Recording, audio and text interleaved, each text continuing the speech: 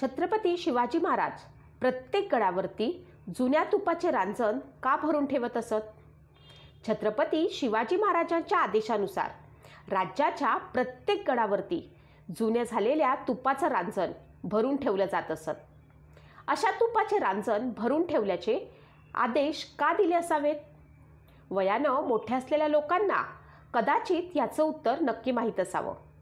16व्या शतकात मोठे मोठे डॉक्टर किंवा मोठे दवाखाने किंवा सुविधा नव्हत्या हे आपल्या सगळ्यांना ठाऊक असेल. त्या काळामध्ये खूप साऱ्या लढाया व्हायच्या आणि अनेक मावळे सैनिक जखमी व्हायचे. मग ह्या सगळ्यांवरती उपचार कसे व्हायचे? तर तुम्हाला वाटत असेल की त्या काळात वैद्य होते. हो, वैद्य होते. त्यासोबत एखाद्या मावळ्याला झालेली जखम लवकर भरून निघावी व तो मावळा पुन्हा लढाईसाठी सज्ज व्हावा म्हणून एक जालीम उपाय केला जात असे. तो उपाय म्हणजे जुनं झालेलं तूप.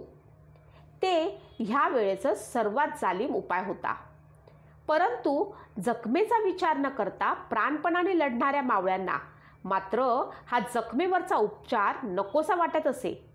कारण त्या जखमेवरती ह्या तुपाची खूप जालीम फरक पडत असत. त्या जखमांमध्ये पू होत नसे, जखमा कोरड्या पडत असत आणि त्यामुळे जखमा लवकर भरून येत असत. मात्र हे तूप लावल्याने भयंकर आग होत असे. इतकी भयंकर आग की जखमेवरती आपण मीठ चोळल्यानंतर जी आग होते अगदी त्याहूनही जास्त आग व्हायची. त्या व्यक्तीला ते तूप जखमेवर लावल्यावरती होत असे आणि म्हणूनच सारे मावळे तूप लावायला थोडे घाबरत असत.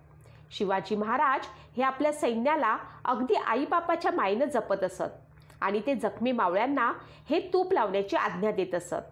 आणि एकदा का राजांनी आज्ञा दिली की मावळ्यांना तूप लावणं भाग पडत असे. यासाठी गडावरती तुपाच्या घागरी